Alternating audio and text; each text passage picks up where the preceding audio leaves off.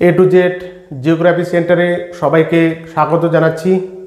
আজকে আমরা যে বিষয় সম্পর্কে আলোচনা করব সেটা হচ্ছে ক্লাস 10-এর জিওগ্রাফি। ক্লাস 10-এর জিওগ্রাফির প্রাকৃতিক ভূগোলের প্রথম চ্যাপ্টার হচ্ছে বহির্জাত প্রক্রিয়া ও তার দ্বারা সৃষ্ট ভূমিরূপ। আর এই চ্যাপ্টারটি সম্পর্কে আজকে আমরা পুঙ্খানুপুঙ্খ আলোচনা করার চেষ্টা করব। তাহলে আজকে আমাদের আলোচনার বিষয়বস্তু বহির্জাত প্রক্রিয়া ও তার দ্বারা সৃষ্ট ভূমিরূপ।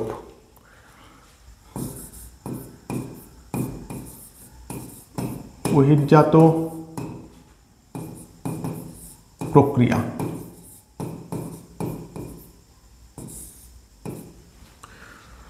আমরা জানি যে পৃথিবীর আকার হচ্ছে গোলাকার, এটা আমরা সবাই জানি।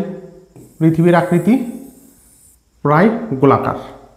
আর এই গোলাকার পৃথিবীর অভ্যন্তরভাগে যে প্রাকৃতিক শক্তিগুলো ক্রিয়াশীল রয়েছে তাকে বলা হয় অন্তর্জাত প্রাকৃতিক শক্তি।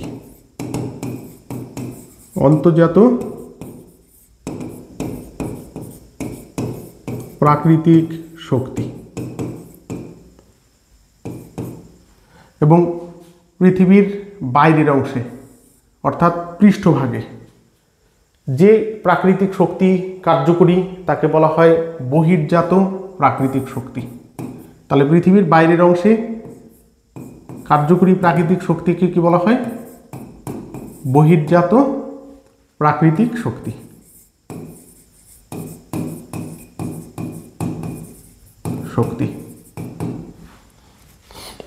তাহলে আমরা এখানে কি দেখছি? পৃথিবীর অভ্যন্তরে যে প্রাকৃতিক শক্তি কার্যকরী তাকে অন্তর্জাত প্রাকৃতিক শক্তি, এবং পৃথিবীর বাইরে অর্থাৎ পৃথিবী পৃষ্ঠের বহির্ভাগে যে প্রাকৃতিক শক্তিগুলো কার্যকরী তাকে বলা হয় বহির্জাত প্রাকৃতিক শক্তি। আর এই বহির্জাত প্রাকৃতিক শক্তিকে দুটো ভাগে ভাগ করা হয়েছে, আমরা দেখব। তাহলে বহির্জাত প্রাকৃতিক শক্তিকে কটা ভাগে ভাগ করা হয়েছে? দুটো।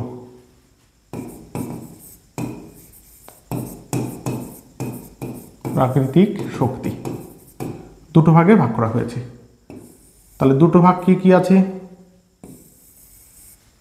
একটা হচ্ছে স্থির বা স্থিতিশীল প্রাকৃতিক শক্তি।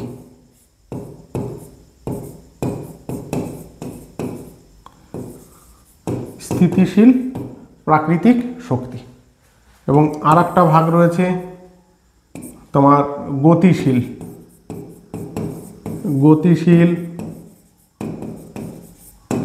প্রাকৃতিক শক্তি।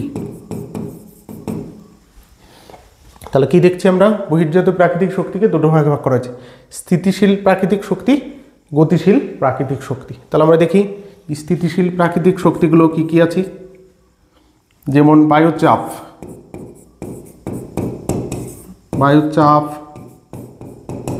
বায়ুর আর্দ্রতা, বায়ুর উষ্ণতা, কুয়াশা। তাহলে এইগুলো হচ্ছে স্থিতিশীল প্রাকৃতিক শক্তি। এবং গতিশীল প্রাকৃতিক শক্তিগুলো কি আছে? নদী প্রবাহ, হিমবাহ,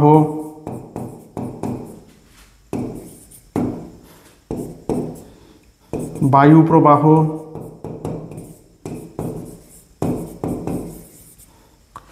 জোয়ার ভাটা,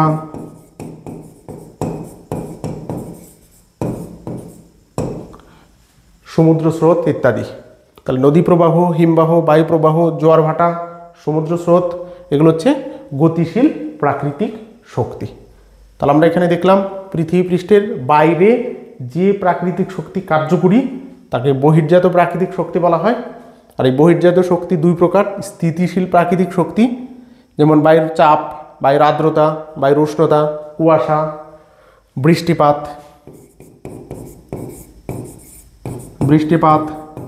তাহলে এগুলো হচ্ছে স্থিতিশীল।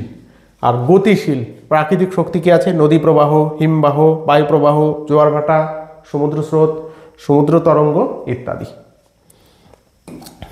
আর এই বহির্জাত শক্তির প্রভাবে, অর্থাৎ বহির্জাত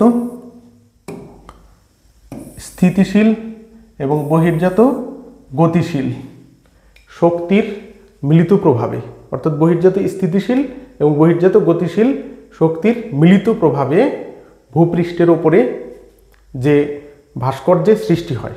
আর একটু ভালো করে বলা যায় যে বহির্জাত স্থিতিশীল এবং গতিশীল শক্তির মিলিত প্রভাবে যান্ত্রিক এবং রাসায়নিক প্রক্রিয়ায় ভূপৃষ্ঠে যে ভাস্কর্যের সৃষ্টি হয় এবং এই ভাস্কর্যগুলোর মধ্যে ভারসাম্য রক্ষার জন্য যে সমতা সৃষ্টি করে তাকে বলা হয় বহির্জাত প্রক্রিয়া। তাহলে আমরা পেলাম যে বহির্জাত প্রক্রিয়া কাকে বলে। আবার ফের বলছি, বহির্জাত স্থিতিশীল এবং গতিশীল প্রাকৃতিক শক্তির প্রভাবে যান্ত্রিক এবং রাসায়নিকভাবে ভূপৃষ্ঠের উপরিভাগে বিভিন্ন ভাস্কর্যের সৃষ্টি হয় এবং এই ভাস্কর্যগুলোর মধ্যে সমতা বিধানের মাধ্যমে একটি সমতল ভূভাগ গঠিত হয়। একে বলা হয় বহির্জাত প্রক্রিয়া। তাহলে আমরা পেয়ে গেলাম হচ্ছে বহির্জাত প্রক্রিয়া। বহির্জাত প্রক্রিয়া পেয়ে গেছি। এইবার এই বহির্জাত প্রক্রিয়ার পদ্ধতি কি আছে? পদ্ধতি, বহির্জাত প্রক্রিয়ার পদ্ধতি। বহির্জাত প্রক্রিয়ার পদ্ধতি কটা আছে? তিনটে পদ্ধতি বহির্জাত প্রক্রিয়ার রয়েছে। এক নম্বর হচ্ছে অবরোহণ,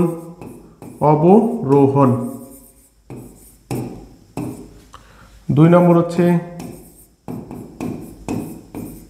আরোহণ এবং তিন নম্বর হচ্ছে পর্যায়ন।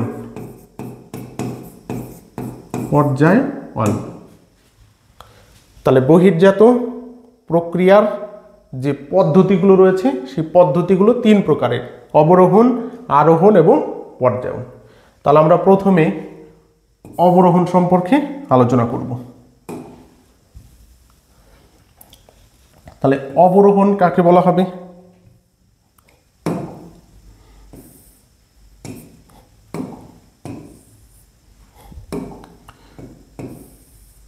অবরোহণ কাকে বলা হবে? এই বহির্জাত স্থিতিশীল এবং গতিশীল প্রাকৃতিক শক্তির প্রভাবে কোনো উচ্চভূমি যদি ক্ষয়প্রাপ্ত হয় এবং ক্ষয়প্রাপ্ত হয়ে নিচু হয় তাহলে তাকে বলা হবে অবরোহণ। তাহলে কীরকম সেটা আমরা চিত্রের মাধ্যমে দেখাচ্ছি। এরকম কোনো একটি পাহাড় রয়েছে, কোনো একটা পাহাড় বা উচ্চভূমি রয়েছে। এবার এই উচ্চভূমি প্রাথমিক অবস্থায় উঁচু ছিল এবং ধীরে ধীরে বৃষ্টি, উষ্ণতা, বায়ুপ্রবাহ, নদী, হিমবাহ, সমুদ্র তরঙ্গ, সমুদ্র স্রোত ইত্যাদি বিভিন্ন প্রাকৃতিক শক্তির প্রভাবে ধীরে ধীরে ক্ষয়প্রাপ্ত হয়ে নিচু হয়েছে। আর এই ভূমিরূপ ক্ষয় পেয়ে প্রাকৃতিক শক্তির দ্বারা নিচু হওয়াকে বলা হয় অবরোহণ। তাহলে কি বলা হয়? অবরোহণ। তার মানে এটাই দাঁড়াচ্ছে বহির্জাত প্রাকৃতিক শক্তির প্রভাবে কোনো উচ্চভূমি ধীরে ধীরে ক্ষয়প্রাপ্ত হয়ে নিচু হতে থাকলে তাকে বলা হয় অবরোহণ। তাহলে ক্ষয়জাত পাহাড়গুলো কিভাবে তৈরি হয়েছে? এই অবরোহণ প্রক্রিয়ার মাধ্যমে তৈরি হয়েছে। আবার এই ক্ষয়জাত পদার্থগুলো কি হবে? বাহিত হয়ে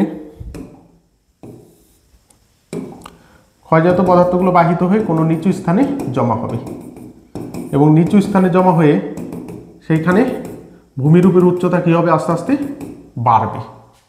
তাহলে এখানে ভূমিরূপের উচ্চতা কী হচ্ছিল? কোণ ছিল। আর এইখানে জমা হয়ে কী হবে? ভূমিরূপের উচ্চতা ক্রমশ বাড়বে। তাহলে সেই প্রক্রিয়াকেই বলা হয় হচ্ছে আরোহণ। অর্থাৎ ক্ষয়জাত পদার্থসমূহ নদী, হিমবাহ, বায়ু ইত্যাদি দ্বারা বাহিত হয়ে কোনো নিচু স্থানে জমা হয়ে সেই ভূমিরূপের উচ্চতা ধীরে ধীরে যদি বাড়তে থাকে তাহলে সেটাকে কি বলা হবে? আরোহণ। সেটাকে বলা হচ্ছে তোমার আরোহণ। তাহলে আমরা এখানে কি দেখতে পাচ্ছি, অবরোহণের ফলে ভূমির উচ্চতা হ্রাস পায়, আরোহণের ফলে ভূমির উচ্চতা ক্রমশ উপরের দিকে বৃদ্ধি পায়। আর এই অবরোহণ এবং আরোহণ যদি পাশাপাশি চলতে থাকে তাহলে এক সময় এই ভূমিরূপের উচ্চতা হ্রাস পাবে এবং এই ভূমিরূপের উচ্চতা বৃদ্ধি পাবে।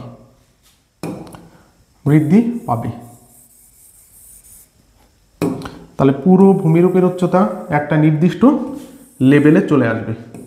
পুরো ভূমিরূপের উচ্চতা কী হবে, একটা নির্দিষ্ট লেভেলে চলে আসবে বা সমতল ভূমিরূপে পরিণত হবে। আর এই প্রক্রিয়াকে বলা হয় হচ্ছে তোমার পর্যায়ন। এই প্রক্রিয়াকে কি বলা হয়েছে, পর্যায়ন। তার মানে পর্যায়ন কাকে বলা হয়েছে, অবরোহণ এবং আরোহণ প্রক্রিয়া পাশাপাশি দীর্ঘদিন ধরে চলতে থাকলে উঁচু ভূমি নিচু হবে এবং নিচু ভূমি উঁচু হবে, ফলে সমগ্র অঞ্চলটা একটা সমতল অঞ্চলে পরিণত হবে। আর সেই প্রক্রিয়াকে বলা হচ্ছে তোমার পর্যায়ন। আর এই পর্যায়ন শব্দটি প্রথম ব্যবহার করেছিল গিলবার্ট।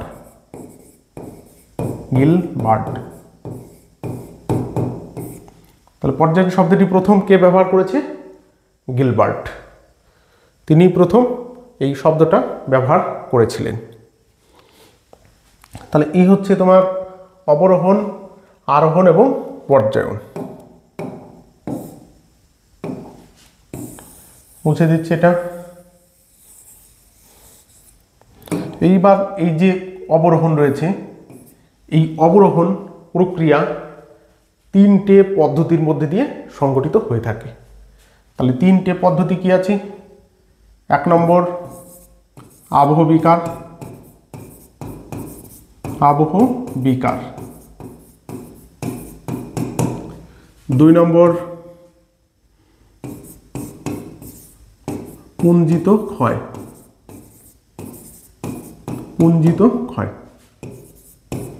তিন নম্বর ক্ষয়ীভবন। কি আছে, ক্ষয়ীভবন। তিন নম্বর হচ্ছে ক্ষয়ীভবন। তাহলে অবরোহণ প্রক্রিয়া কটা পদ্ধতিতে সংগঠিত হয়, তিনটে পদ্ধতিতে সংগঠিত, আবহ বিকার, পুঞ্জিত ক্ষয় এবং ক্ষয়ীভবন। তাহলে আমরা একটা একটা করে এই বিষয়গুলো সম্পর্কে ধারণা লাভ করব। তাহলে আমরা প্রথমে দেখব হচ্ছে আবহ বিকার। এটাকে যদি সন্ধি বিচ্ছেদ করা যায় তাহলে কি পাওয়া যাবে, আবহ বিকার, আবহাওয়া যোগ বিকার, আবহাওয়া যোগ বিকার সমান সমান হচ্ছে আবহ বিকার। অর্থাৎ আবহাওয়ার বিভিন্ন উপাদানের প্রভাবে, যেমন উষ্ণতা, আর্দ্রতা, মেঘাচ্ছন্নতা, বৃষ্টিপাত ইত্যাদি হচ্ছে আবহাওয়ার বিভিন্ন উপাদান। আর এই উপাদানের প্রভাবে কোনো স্থানের শিলাসমূহ চূর্ণ বিচূর্ণ হয়ে যদি স্বস্থানে পড়ে থাকে তাহলে সেটাকে বলা হয় আবহ বিকার। এর থেকে আরও একটু ভালো মতো বলা যায়, আবহাওয়ার বিভিন্ন উপাদানের প্রভাবে অর্থাৎ উষ্ণতা, আর্দ্রতা, মেঘাচ্ছন্নতা, বৃষ্টিপাত ইত্যাদির দ্বারা কোনো স্থানের শিলাসমূহ যান্ত্রিক এবং রাসায়নিকভাবে চূর্ণ বিচূর্ণ হয়ে যদি স্বস্থানে পড়ে থাকে তাহলে তাকে বলা হবে আবহ বিকার। তাহলে কীরকম, কোনো স্থানে একটা শিলার স্তূপ অবস্থান করেছে, এবার শিলার স্তূপটা যদি চূর্ণ বিচূর্ণ হয়ে তোমার স্বস্থানেই পড়ে থাকে আবহাওয়ার বিভিন্ন উপাদানের প্রভাবে, তাহলে সেটাই হচ্ছে তোমার আবহ বিকার। তাহলে এই আবহ বিকার কয় প্রকারের, আবহ বিকার হচ্ছে প্রধানত দুই প্রকারের। একটা হচ্ছে যান্ত্রিক আবহ বিকার, আর একটা হচ্ছে তোমার রাসায়নিক আবহ বিকার। তাহলে আবহ বিকার প্রধানত দুই প্রকারের, আর অপ্রধানত যদি ধরি তাহলে তিন প্রকারের, যান্ত্রিক, রাসায়নিক, জৈবিক। যদিও জৈবিকটা যান্ত্রিক এবং রাসায়নিক মধ্যেই পড়ে। তাহলে যান্ত্রিক আর রাসায়নিক আবহ বিকার, এটা হচ্ছে আবহ বিকার প্রধানত দুই প্রকারের। তাহলে যান্ত্রিক আবহ বিকার কাকে বলা হয়, যান্ত্রিক আবহ বিকার কাকে বলা হবে, যদিও সিলেবাসে এই বিষয়টা অতটা ডিটেলসে নেই, আমাদের হালকা করে জানতে হবে। যান্ত্রিক আবহ বিকার হচ্ছে আবহাওয়ার বিভিন্ন উপাদানের প্রভাবে, অর্থাৎ উষ্ণতা, আর্দ্রতা, মেঘাচ্ছন্নতা, বৃষ্টিপাত ইত্যাদির দ্বারা শিলাসমূহ যান্ত্রিকভাবে চূর্ণ বিচূর্ণ হলে এবং স্বস্থানে পড়ে থাকলে তাকে যান্ত্রিক আবহবিকার ঘটে। এক্ষেত্রে শিলার কোনো রাসায়নিক পরিবর্তন হয় না, কেবলমাত্র ভৌত পরিবর্তন হয়ে থাকে। আর রাসায়নিক আবহবিকার কাকে বলা হবে? আবহাওয়ার বিভিন্ন উপাদানের প্রভাবে, উষ্ণতা, আর্দ্রতা, মেঘাচ্ছন্নতা, বৃষ্টিপাত ইত্যাদি দ্বারা শিলা রাসায়নিকভাবে চূর্ণ বিচূর্ণ হয়ে স্বস্থানে পড়ে থাকলে তাকে বলা হয় রাসায়নিক আবহবিকার। এক্ষেত্রে শিলার ভৌত এবং রাসায়নিক দুটো পরিবর্তনই লক্ষ্য করা যায়। তাহলে যান্ত্রিক আবহবিকার কোন অঞ্চলে বেশি লক্ষ্য করা যায়? মরু অঞ্চলে। মরু অঞ্চলে যান্ত্রিক আবহবিকার সব থেকে বেশি লক্ষ্য করা যায়। আর রাসায়নিক আবহবিকার কোন অঞ্চলে? আর্দ্র অঞ্চলে। আর্দ্র অঞ্চল অর্থাৎ বৃষ্টিপাত যেখানে বেশি হয়, নিরক্ষীয় অঞ্চলে রাসায়নিক আবহবিকারের প্রাধান্য তোমার সেখানে বেশি রয়েছে। তাহলে এই হচ্ছে আবহবিকার, এর থেকে ডিটেলসে সিলেবাসে নেই, তাহলে এইটুকুই যথেষ্ট। তাহলে আমরা এখান থেকে পেয়েছি আবহবিকার কাকে বলে এবং আবহবিকার কয় প্রকার এবং সেই বিষয়গুলো কি আছে। তাহলে আবহবিকারের পরে কি ছিল পয়েন্ট?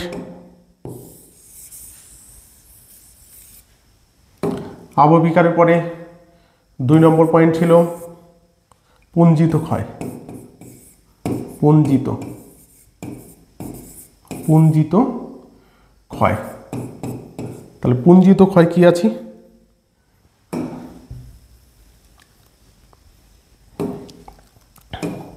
পুঞ্জিত ক্ষয় হচ্ছে কোনো উচ্চভূমি অঞ্চলে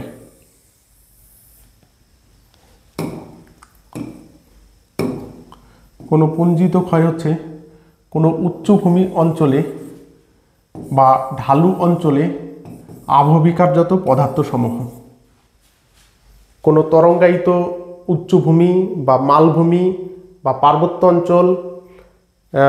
অঞ্চলের ঢালু অঞ্চলে বা ঢালু অংশে যদি আবহবিকারজাত ক্ষয়জাত পদার্থসমূহ স্তূপ আকারে সঞ্চিত হয়, আবহবিকারজাত পদার্থ কোনো ঢালু অঞ্চলে স্তূপ আকারে সঞ্চিত হয় এবং এক সময় এই সঞ্চিত পদার্থসমূহ মধ্যাকর্ষণ শক্তির টানে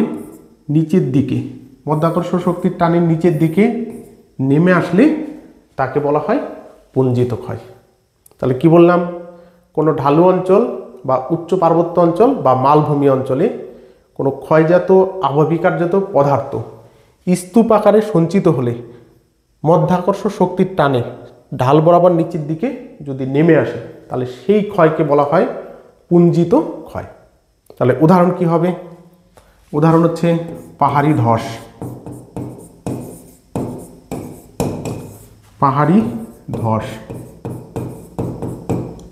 আর একটা উদাহরণ কি হবে? নদী ভাঙন। তাহলে এগুলো হচ্ছে তোমার পুঞ্জিত ক্ষয়ের উদাহরণ। তাহলে পুঞ্জিত ক্ষয় কোন অঞ্চলে দেখা যাবে? ঢালু অঞ্চলে বা বন্ধুর অঞ্চলে দেখা যাবে। সমতল অঞ্চলে পুঞ্জিত ক্ষয় দেখা যায় না সাধারণত, ঢালু অঞ্চল ছাড়া। তাহলে এই হচ্ছে পুঞ্জিত ক্ষয়। পুঞ্জিত ক্ষয়ের পরে কি রয়ে গেছে? পুঞ্জিত ক্ষয়ের পরে রয়ে গেছে ক্ষয়ীভবন। কত নম্বর ছিল? 3 নম্বর, ক্ষয়ীভবন। তাহলে ক্ষয়ীভবন কাকে বলা হবে? আবহবিকারজাত পদার্থ। তাহলে আমরা দেখি এখানে আবহবিকারজাত পদার্থ কোনো স্থানে সঞ্চিত থাকলে সেই ক্ষয়জাত আবহবিকারজাত পদার্থসমূহ বিভিন্ন প্রাকৃতিক শক্তি যেমন নদী, হিমবাহ, বায়ুপ্রবাহ, সমুদ্র স্রোত বা সমুদ্র তরঙ্গ দ্বারা অপসারিত হয়ে কোনো নিচু স্থানে যদি জমা হয় তাহলে সেই প্রক্রিয়াকে কি বলা হবে? ক্ষয়ীভবন। তাহলে কি বলা হলো? আবহবিকারজাত পদার্থ বা ক্ষয়জাত পদার্থ কোনো স্থান থেকে নদী, হিমবাহ, বায়ু, সমুদ্র তরঙ্গ, সমুদ্র স্রোত, জোয়ার ভাটা ইত্যাদির দ্বারা বাহিত হয়ে কোনো নিচু স্থানে যদি জমা হয় তাহলে তাকে কি বলা হবে? ক্ষয়ীভবন। তাহলে ক্ষয়ীভবনের উদাহরণ কি আছে? যেমন নদীর কাজ। নদী পার্বত্য অঞ্চল থেকে নুড়িবালি কাঁকর বয়ে এনে সমভূমি অঞ্চলে জমা করে এবং বদ্বীপ সৃষ্টি করে, নদী চড়া সৃষ্টি করে। আবার হিমবাহ তার ক্ষয়জাত পদার্থ পাহাড় থেকে নিচের দিকে নামিয়ে এনে গ্রাবরেখা সৃষ্টি করে। বায়ু এক জায়গা থেকে পলি বালি নিয়ে গিয়ে কোনো জায়গায় জমা করে এবং সেখানে বালিয়ারি সৃষ্টি করে। তাহলে এই পদ্ধতিগুলো হচ্ছে তোমার ক্ষয়ীভবন। তাহলে বালিয়ারি কীভাবে সৃষ্টি হয়? ক্ষয়ীভবনের মাধ্যমে। বদ্বীপ সৃষ্টি হয়েছে কীভাবে? ক্ষয়ীভবনের মাধ্যমে। তাহলে এটাকে বলা হয় তোমার ক্ষয়ীভবন। এবং 4 নম্বরে আর একটা অপশন দেওয়া যায়, সেটা হচ্ছে তোমার নগ্নি ভবন। কি আছে? নগ্নি ভবন। তাহলে নগ্নি ভবন কাকে বলা হবে? তোমার এই আবহবিকারজাত পদার্থ বিভিন্ন প্রাকৃতিক শক্তি অর্থাৎ নদী, হিমবাহ, বায়ু দ্বারা অপসারিত হয়ে তোমার নিচু স্থানে জমা হয় এবং যে স্থানে জমা ছিল সেই স্থানটা উন্মুক্ত হয়ে পড়ে। আর এই উন্মুক্ত ভূমিকে বা ভূমির এই উন্মুক্ত হওয়াকেই বলা হয় নগ্নি ভবন। তাহলে ক্ষয়জাত পদার্থ অপসারিত হয়ে কোনো স্থানে সঞ্চিত হলে সেটা ক্ষয়ীভবন, আর যেখানে জমা ছিল সেইখান থেকে ক্ষয়জাত পদার্থ অপসারিত হয়ে নিচের স্থানটাকে উন্মুক্ত করে, সেইটাকে বলা হয়েছে নগ্নি ভবন। তাহলে এই হচ্ছে তোমার অবরোহণের যে পদ্ধতি, সেই পদ্ধতিগুলো। তাহলে আমরা আজকে কি কি জানলাম? বহির্জাত প্রক্রিয়া কাকে বলে, অবরোহণ কি, আরোহণ কি, পর্যায়ন কি, এবং অবরোহণের সঙ্গে যুক্ত ছিল আবহবিকার, পুঞ্জিত ক্ষয়, ক্ষয়ীভবন এবং নগ্নিভবন। তাহলে আজকের মতো ক্লাস এখানেই সমাপ্ত করা হচ্ছে। এর পরের দিন পরবর্তী যে অংশটা রয়েছে সেই অংশ সম্পর্কে আমরা বিস্তারিত আলোচনা করব। সবাইকে ধন্যবাদ।